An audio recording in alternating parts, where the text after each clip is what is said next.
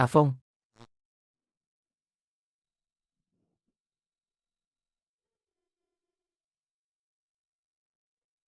សៃអូកុំខ្លាចអីមានខ្ញុំនៅទីនេះហើយលីហ្វុងលីហ្វុងលីហ្វុងចាប់ឲ្យជាប់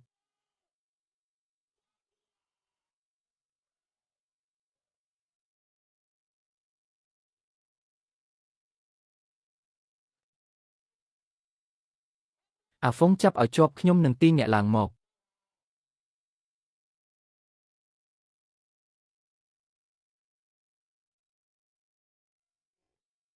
ប៉ាកាន់ឲ្យជាប់កូនសុំអង្វរប៉ាកាន់ឲ្យជាប់ទៅ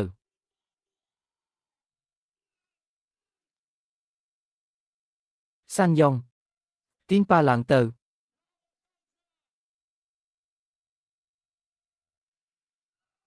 ឡើងមកឡើងមកឲ្យបាន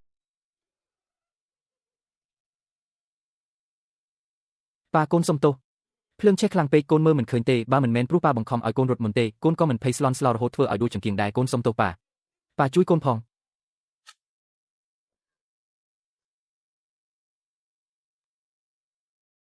សាន់យ៉ុងកូនជាមនុស្សដែលកំសាកជាងគេតាំងពីតូចមកប៉ុន្តែថ្ងៃនេះកូនបានធ្វើការសម្រេចចិត្តដ៏ត្រឹមត្រូវបំផុតប៉ាធ្លាប់ប្រាប់ហើយថាមនុស្សល្អទោះដើរក្នុងព្រៃជ្រៅមួយជីវិតក៏មានពេលវង្វេងដែរឲ្យតែមិនខុសទិសដៅត្រឡប់មកវិញនៅតែជាបងប្អូនដដែលប៉ានៅតែចាត់ទុកកូនជាបងប្អូនទៀតកូនស្ទើរតែធ្វើឲ្យប៉ាគ្រោះថ្នាក់ទៅហើយរឿងនេះយើងត្រូវតែគិតគូរជាមួយពួកត្រកូលចៅគិតឲ្យច្បាស់ទៅសាន់យូតាអញចង់កែខ្លួនពិតមែនឬបើអញ្ចឹងយើងត្រូវទៅជាមួយចៅពីងដើម្បីបញ្ចប់រឿងនេះឲ្យដាច់ស្រេច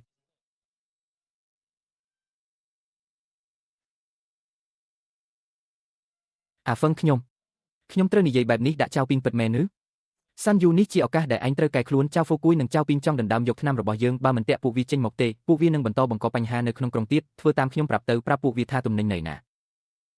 អាឡូបងពីងខ្ញុំសាន់យូសម្រេចហើយខ្ញុំយកទំនិញបានហើយលីនវឹងត្រូវខ្ញុំដេញតាមឲ្យដាច់ហើយថ្នាំនៅក្នុងផ្ទះផ្សេងនោះរួមទាំងសៀវភៅផែនទីរុក្ខជាតិដែលឪពុកគេបន្សល់ទុកឲ្យក៏នៅជាមួយខ្ញុំដែរល្អណាស់ម៉ាសាន់យូឯងចេះគិតបានហើយតើប្រាប់មកមើលផ្សិតសុងរុងនិងរុក្ខជាតិជីនសៀនលៀនទាំងនោះនៅណាក្នុងផែនទីមានសរសេរទេស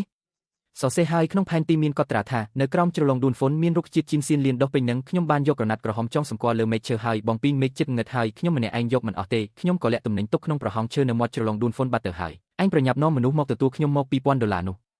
មិនឲ្យអញខាត់ទេឥឡូវនេះខ្ញុំនឹងនាំក្រុមយាមភ្នំចូលទៅបើអាចដណ្ដើមយកបានឲ្យតែជន់លើទំនិញមួយលោតនោះបានយើងនឹងអាចងើបមុខមាត់ឡើងវិញបានហើយឆេអូបេងឲ្យនាំមនុស្សទៅច្រានបន្តិចទៅហើយក្រុមយាមភ្នំរបស់ឆេនហ្គោយ៉ៃទៅទាំងអស់ហើយកុំភ្លេចយកឧបករណ៍បំភ្លឺទៅផងលោកយាយឲ្យពួកគេជឿហើយ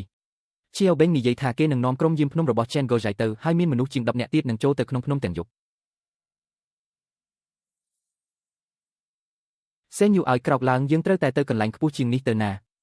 មិនត្រឡប់ទៅមាត់ច្រកភ្នំវិញទេត្រឡប់ទៅវិញមិនរួចទេស្ដាប់សំឡេងខ្យល់បក់លើភ្នំនេះចុះក្នុងផែនទីភ្នំរបស់ប៉ាខ្ញុំបានសរសេរច្បាស់ណាស់ថានៅជ្រលងភ្នំရှែនវិញនេះបើមានពុកខ្មៅគ្រប់ដណ្ដប់នៅរដូវក្តៅហើយមានផ្គរលាន់ខ្លាំងនោះក្នុងរយៈពេល2ម៉ោងទៀតនឹងមានព្យុះភ្លៀងធំមិនខានបាត់ជ្រលងយួនហន់គឺជាកន្លែងដែលទាបជាងគេបំផុតហើយសងខាងសុទ្ធតែជាជញ្ជាំងថ្មខ្ពស់រាប់រយម៉ែត្រវាជាផ្លូវបង្ហូរទឹកតែមួយគត់នៃជ្រលងភ្នំទាំងមូលឪពុកកូនត្រកូលយ៉ាវនេះលោភលន់ខ្លាំងណាស់ថ្ងៃនេះយើងនឹងរងចាំមើលថាពួកគេនឹងជ្រើសរើសបែបណា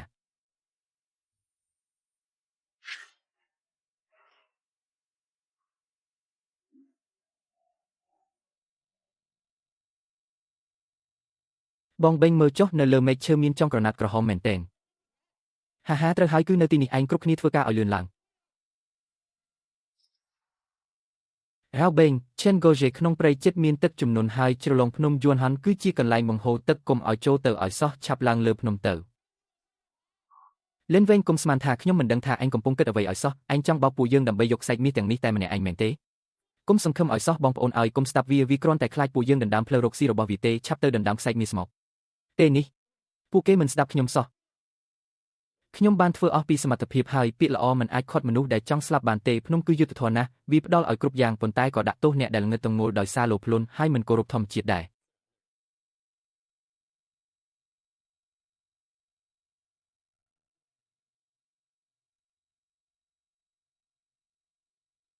អូព្រះឲ្យនោះជាទឹកជំនន់ហើយឆាប់រត់ទៅឆេនហ្គោសេលោកវៃឲ្យទឹកហូរខ្លាំងណាស់ជួយផង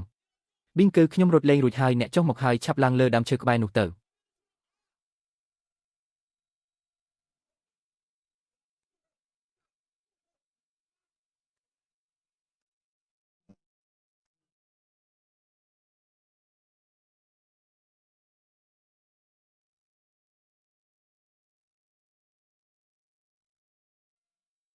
Lin Feng Lục mấy con mình ấy sao chăng? Biên cư khňom ban pro miên nẹ yu hai tha, trâu long đách pro lưng nâng châu ọt bàn tê, đa san kịch thả khňom Lin Feng chi manu smart trong, tớp mình trong thưa bạp khňom, hai than tiền chun rồi bỏ lọ khňom tràn tiết, chầm này ai phụ nẹ vinh, krom chui sừng cúp pro hai chi là nghi tớp mọc đỏ. Púc nẹ nơ lơ đam chờ nâng ở sru bùa tơ, hai pichar na lang vinh mơ tha, rương đẹp thưa cần lòng một pru tài lục luôn nâng vi miên đầm lại đại rửa ọt. Lin Feng chui pu dương cho tờ phong khňom ở lôi nẹ. Tục lôi nẹ anh tờ cho, lôi tờ cô trao rồi bỏ phụ nẹ khňom mình tơ cả tê miên pê tùm nê nâng cua tài kết rương rộp lôi song thay khôi kết sinh giá tờ vinh tờ. លោកបាវហ្វូគួយខ្សែសង្វាក់គុតគង់របស់លោកត្រូវបានគេកាប់ផ្តាច់អស់ហើយក្តីសង្ឃឹមតែមួយគត់របស់លោកក៏លីសាបសូន្យដែរពិធីជប់លៀងអាយុវែងគឺជាកន្លែងដែលយើងត្រូវកាត់សេចក្តីឈ្នះចាញ់ដោយប្រើអសពិតនិងខ្លាំងខ្លាយលោកស៊ូពិធីជប់លៀងអាយុវែងយប់នេះអ្នករាល់គ្នាកំពុងតែរងចាំមើលហើយលោកតាគាត់សុខភាពខ្សោយណាស់មួយរយៈនេះត្រូវការថ្នាំពៅកម្លាំងហើយគាត់បានបញ្ជាក់ថាចង់ញ៉ាំស៊ុបអណ្ដើកស្ងោរជាមួយផ្កាឈូករត់មាសនិងផ្សិតសុងរងគ្រឿងផ្សំទាំងនេះបើមានកំហុសបន្តិចបន្តួចការសហការរវាងយើងទាំងពីរប្រហែលជាពិបាកនិយាយហើយលោកលេខាចៅគុំបារម្ភអីគ្រឿងផ្សំសម្រាប់យប់នេះគឺជាផ្កាឈូករត់មាសស្ព្រៃនិងផ្សិតសុងរងថ្នាក់កម្ពូលពីជ្រលងសិនវិនយើងប្រើរូបមន្តអស្ចារ្យបុរាណផ្ដាច់មុខរបស់ហាងប៉ៃឆៅសួនដើម្បីពៅកម្លាំងទីនេះថាលោកតាពេញចិត្តជាក់ជាមិនខានអាវឹងផ្សិតសុងរងនិងផ្កាឈូករត់មាសខ្ញុំបានពិនិត្យរួចរាល់ហើយសុទ្ធតែជាគុណភាពលេខ1សានយូកុំភ័យអីធ្វើតាមផែនការទៅអូយហេតុអ្វីបានជាសមនេះជូរម្លេះស៊ុបនេះមានបញ្ហាហើយហាងប៉ៃឆៅស្វៀនប្រើគ្រឿងផ្សំអន់យកមកលីឡំគ្នា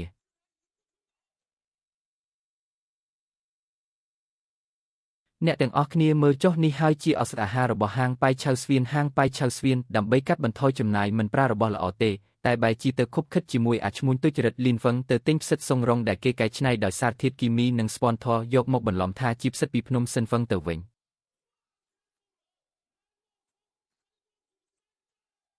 ពួកគេកំពុងបោកប្រាស់អតិថិជនហើយធ្វើឲ្យប៉ះពាល់ដល់សុខភាពអ្នកទាំងអស់គ្នាចៅហ្វូគួយលោកកុំមកនិយាយផ្ដេសផ្ដាសគ្រឿងផ្សំរបស់ហាងប៉ៃឆៅស្វៀនយើងគឺឆ្លងកាត់ការត្រួតពិនិត្យយ៉ាងតឹងរ៉ឹងគ្រប់បាច់ទាំងអស់របស់ដែលលីនហ្វឹងយកមកឲ្យទាំងគុណភាពនិងប្រសិទ្ធភាពគឺសុទ្ធតែលេខ1តើវាអាចមានបញ្ហាបានយ៉ាងម៉េចទៅលេខ1រៃ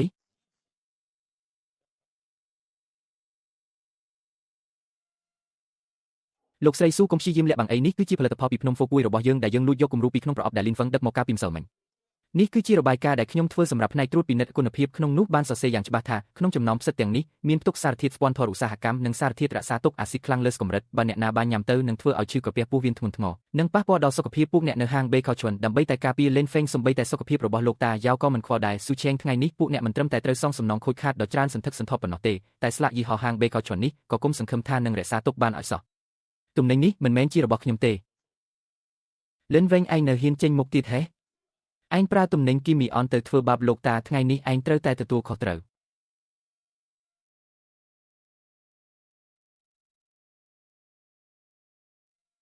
លោកយ៉ាវមិញនេះលោកនិយាយថាផ្សិតអននេះគឺយកចេញពីក្នុងប្រអប់ដែលដឹកមកពីរោងចក្រវេចខ្ចប់ Honda របស់ខ្ញុំមែនទេនិយាយលេងសាច់អីបើមិនមែនឯងជាអ្នកដឹកមកទេតើឲ្យខ្ញុំយ៉ាវហ្វយ៉ាយទៅដាក់កំហុសលើឯងធ្វើអីបានមិត្តភក្តិអ្នកសារព័ត៌មានទាំងអស់គ្នានិងលោកម្ចាស់ទាំងអស់នៅទីក្រុងនេះសូមមើលចុះផ្សិតអនដែលរើចេញពីក្នុងចាននេះទោះបីជាទំហំវាធំមែនប៉ុន្តែពណ៌ស្នឹងមើលទៅមិនសូវធម្មតាទេហើយគែមឆាត់វាមានស្នាមស្លេកស្លាំងច្បាស់ណាស់ហិតទៅមានក្លិនជូរតិចនេះគឺជាផ្សិតដែលគេកែច្នៃដោយសារធាតុគីមីដោយយកទៅត្រាំក្នុងអាស៊ីតខ្លាំងនិងស្ពនធរឧស្សាហកម្មក្នុងបន្ទប់ត្រជាក់មិនមែនជាការហាលឲ្យស្ងួតតាមធម្មជាតិទេលីនហ្វឹងកុំមកបង្វែររឿងអីនេះហើយជារបស់ដែលនៅក្នុងប្រអប់របស់ឯងមែនហេ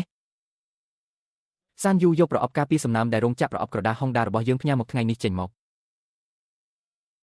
លោកទាំងអស់គ្នាផ្សិតនឹងរុក្ខជាតិគុណភាពខ្ពស់ទាំងអស់ដែលខ្ញុំនិងពូជូបានហាលស្ងួតគឺមានបច្ចេកទេសការពារការក្លែងបន្លំដែលដូនតាបន្សល់ទុកមកពេលពូជូហាលស្ងួតផ្សិតនីមួយត្រូវបានដាក់លើកញ្ច្រែងឫស្សីដែលត្បាញដោយដៃហើយហាលដោយភ្លើងតិចដូច្នេះផ្សិតពិតដែលយើងផ្ញើទៅគឺនៅផ្នែកខាងក្រោយនិងផ្នែកក្បាលនឹងមានស្នាមត្បាញឫស្សីដែលលាក់កំបាំងខ្លាំងហើយមិនអាចក្លែងបន្លំបានឡើយចំណែកផ្សិតគុណភាពទាបដែលថៅកែចៅផ្ញើមកនេះផ្នែកខាងក្រោយវាស្មើស្អាតគ្មានស្នាមត្បាញឫស្សីការពារការក្លែងបន្លំរបស់ពូជូទេនេះគ្រាន់តែជាចំណុចទី1ប៉ុណ្ណោះចុះអានឹងបញ្ជាក់ពីអ្វីប្រហែលជាពួកឯងចិត្តណាបដូរវិធីកែច្នៃក៏ថាបានកុំទាន់អើនៅមានចំណុចទី2ទៀតសូមលោកទាំងអស់គ្នាពិនិត្យមើលរោងចក្រ Honda របស់យើង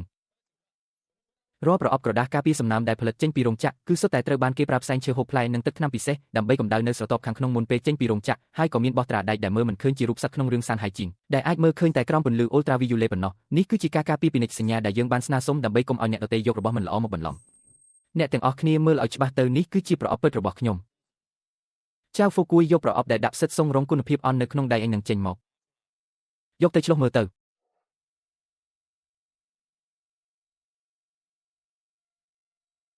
ប្រអប់នេះคล้ายៗទេទំនិញនេះមិនមែនជារបស់លីនហ្វឹងផ្ញើមកទេអូព្រះអើយមានគេប្រើប្រអប់คล้ายៗដាក់ទំនិញខូចគុណភាពដែលកែច្នៃដោយសារធាតុគីមីដើម្បីមកបង្ខូចកេរ្តិ៍ឈ្មោះប៉ៃឆៅសួននិងលីនហ្វឹងដោយចេតនាលោកចៅតើលោកមានអ្វីចង់បកស្រាយទៀតទេលីនហ្វឹងកុំទាន់អាលអួតខ្លួនពេកនេះគ្រាន់តែបញ្ជាក់ថាប្រអប់មានបញ្ហាមិនប្រាកដថាមានអ្នកខាងក្នុងប៉ៃឆៅសួនលួចប្ដូរវាទេដឹងខ្ញុំអាចបញ្ជាក់បានខ្ញុំជាមិត្តភក្តិជិតស្និទ្ធរបស់លីនហ្វឹងហើយក៏ជាមនុស្សដែលចៅហ្វូគួយធ្លាប់ព្យាយាមសូកប៉ានដែរ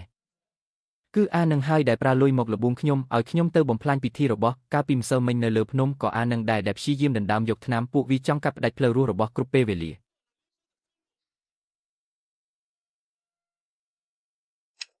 ឲ្យយកថ្នាំដែលជក់ដោយស្ពាន់ធរនេះដាក់ចូលទៅក្នុងប្រអប់របស់ទៅរួចរកអ្នកណាដែលចេះធ្វើប្រអប់ឲ្យដូចគ្នាបេះបិទមុខក្នុងពិធីជប់លៀងអាយុវែងនេះខ្ញុំនឹងធ្វើឲ្យវានឹងហាងត្រូវអាម៉ាស់មុខជាមិនខានហួសហេតុពេកហើយដើម្បីតែការប្រកួតប្រជែងអាជីវកម្មមិនស្មោះត្រង់បែរជាហ៊ានលេងល្បិចលើសុវត្ថិភាពចំណីអាហារយកសុខភាពអ្នកដទៃមកលេងសើចបែបនេះហៅប៉ូលីសមកដោះស្រាយភ្លាមទេនេះមិនមែនជារឿងពិតទេ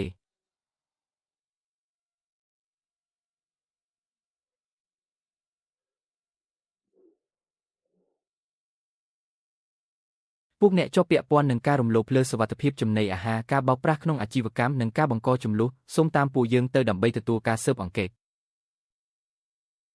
លីហ្វានអើយអញពិតជាខូចខើមែន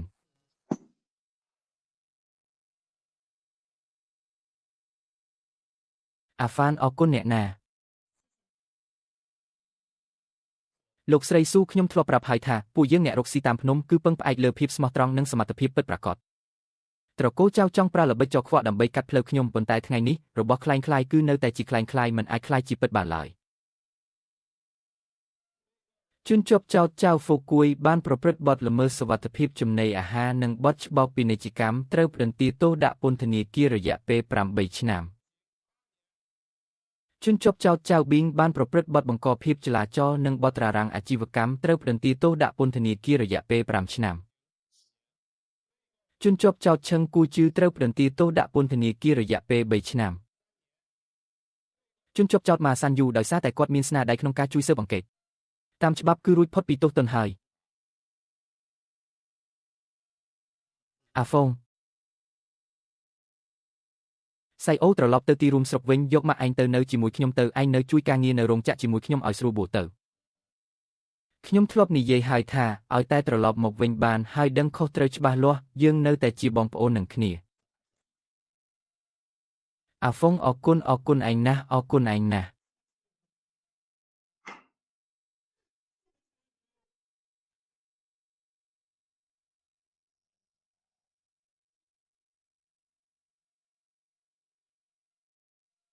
លោកលីនលោកស៊ូពីក្រុមហ៊ុនបាយឆៅស្វាននៅទីរួមខេត្តគាត់ដឹកនាំក្រុមមកដោយផ្ទាល់ហើយឡានមកដល់ជើងភ្នំហើយល្អហើយលោកស៊ុនទៅប្រាប់ផ្នែកបច្ចេកទេសនិងរោងជាងសម្ងួតឲ្យត្រៀមទទួលភ្ញៀវផងបានហើយកាត់បន្ថយកម្ដៅចុះ2អង្សាទៀតទៅលីជីមូការធ្វើភ្លើងគឺត្រូវចេះបត់បែនតាមកាលៈទេសៈមិនអាចប្រញាប់ប្រញ័របានទេនិយាយទៅជើងសិប្បនិមិត្តរបស់អ្នកកាន់តែប្រើបានស្រួលហើយណាអាក្មេងនេះកុំមកលេងសើចនឹងខ្ញុំអីបើមិនមែនដោយសារអ្នកនឹងកញ្ញាស៊ូជីងបង្ខំបញ្ជូនខ្ញុំទៅមន្ទីរពេទ្យធំនៅទីក្រុងទេនោះខ្ញុំឯណានឹងមានថ្ងៃនេះឥឡូវនេះល្អហើយគេនាំគ្នាហៅខ្ញុំថាវិស្វកររាល់ថ្ងៃធ្វើឲ្យខ្ញុំមិនសូវស្រួលខ្លួនសោះអ្នកគឺជាទ្រព្យសម្បត្តិរបស់ក្រុមហ៊ុន Shenong ពួកយើងបើគ្មានការបន្តវេនបច្ចេកទេសបុរាណរបស់អ្នកទេផ្លែឈើក្រៀមរបស់ពួកយើងឯណានឹងអាចលក់ដាច់ទូទាំងប្រទេសបានលីងហ្វឹងស៊ូឈីងធ្វើដំណើរមកហត់នឿយហើយមិនហត់ទេខ្ញុំមកនាំដំណឹងល្អមកប្រាប់អ្នកលីនហ្វឹងសូមអបអរសាទរផងបច្ចេកទេសសម្ងួតឈើបុរាណរបស់ក្រុមហ៊ុន Shenong ពួកយើងនៅសៀងហៃបានឆ្លងកាត់ការត្រួតពិនិត្យធំនៃបេតិកភណ្ឌវប្បធម៌រូបីជាតិជាផ្លូវការហើយថ្នាក់ខេត្តក៏បានដាក់ក្រុមហ៊ុនពួកយើងជាមូលដ្ឋានគម្រោងសិកម្មបៃតងសម្រាប់ការស្ដារជនបទឡើងវិញដែរខែក្រោយនឹងទម្លាក់ថវិកាគាំទ្រពិសេសសម្រាប់ការស្រាវជ្រាវចំនួន2លានពិតមែនឬលោកអ្នកបានឃើញហើយមែនទេតើធ្វើដូចម្តេចដើម្បីរក្សាស្នាដៃដែលដូនតាបន្សល់ទុកមកខ្លាចជាកំណប់បាត់ទៅហើយស្នាដៃមួយនេះត្រូវបានបន្តទៅមុខទៀតហើយលោកនាយកលោកមិនត្រឹមតែធ្វើបែបនេះទេដោយសារតែលោកបានដឹកនាំអនុវត្តគម្រោងកិច្ចសន្យាផលិតកម្មរវាងក្រុមហ៊ុននិងកសិករឥឡូវនេះប្រជាជនជាង 20,000 នាក់ក្នុងស្រុកកំពុងពឹងផ្អែកលើការដាំដុះនិងប្រមូលផលឱសថឲ្យក្រុមហ៊ុន Shen វិញដែលធ្វើឲ្យចំនួនម្នាក់កើនឡើងច្រើនដង ថ្នាក់ដឹកនាំស្រុកបាននិយាយថាលោកគឺជាអ្នកដឹកនាំគេឲ្យមានជីវភាពធូរធារខ្ញុំគ្រាន់តែធ្វើអ្វីដែលខ្ញុំគួរធ្វើតែប៉ុណ្ណោះភ្នំបានចិញ្ចឹមបីបាច់យើងត្រូវតែនាំអ្នកទាំងអស់គ្នាឲ្យមានជីវភាពល្អប្រសើរជាមួយគ្នាអាវឹងក្មេងស្រីស៊ូឈីងមកដល់ហើយឆាប់ឡើងម៉ាក់ធ្វើម្ហូបទំពាំងស្ងោរជាមួយសាច់ដែលកូនចូលចិត្តបំផុតឆាប់នាំអ្នកទាំងអស់គ្នាទៅញ៉ាំបាយនៅផ្ទះទៅអ្នកមីងខ្ញុំកំពុងតែនឹកស្នាដៃអ្នកមីងខ្លាំងណាស់ក្មេងល្អញ៉ាំឲ្យច្រើនទៅមើលចុះកូនស្គមអស់ហើយ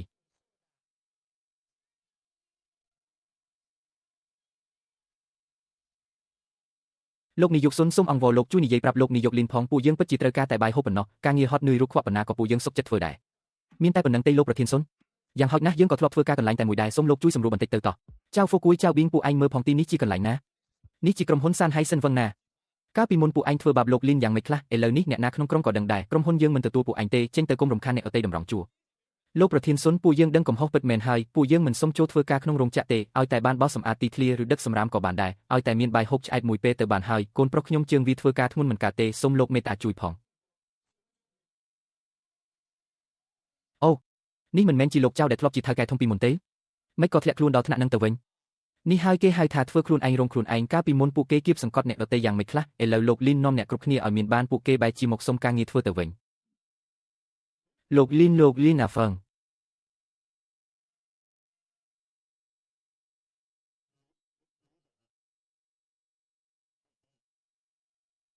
លោកលីនចង់ឲ្យខ្ញុំហៅសន្តិសុខមកអូសពួកគេចេញទេ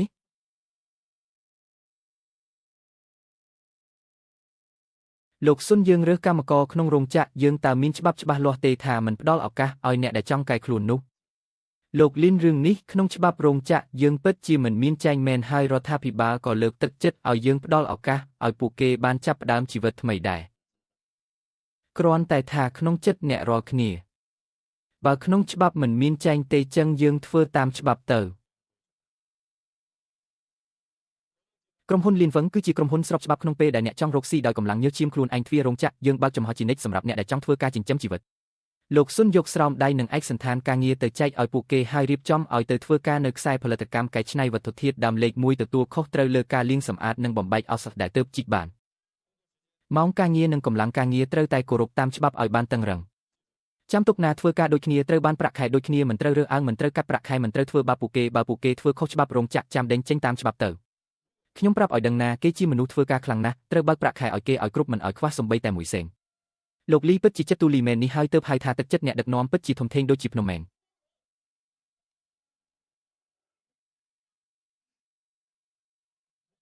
អាប៉ូសុំទោសអ្នកហើយសុំទោសលោកគូតុងផងអរគុណលោកលីដែលបានផ្ដល់ឱកាសឲ្យខ្ញុំមានការងារធ្វើដោយកម្លាំងញើសឈាមខ្លួនឯង